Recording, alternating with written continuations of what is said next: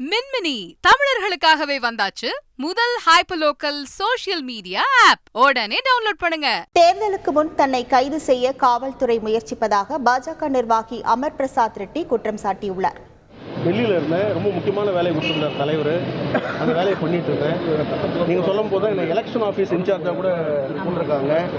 கட்சிக்கு தெரியும் நான் எந்த விதமான தவறு செய்ய மாட்டேன். அதனால தான் எனக்கு மேலும் மேலும் பதவி கொடுத்துட்டு இருக்காங்க, மேலும் மேலும் பொறுப்பு கொடுத்துட்டு இருக்காங்க, மேலும் மேலும் ரெஸ்பான்சிபிலிட்டி கொடுத்துட்டு இருக்காங்க. டெல்லியிலையும் 10 நாள் வேலை செஞ்சிருக்கேன். ஆடியோ ரெக்கார்டிங் இருக்குன்னு தெரியும்.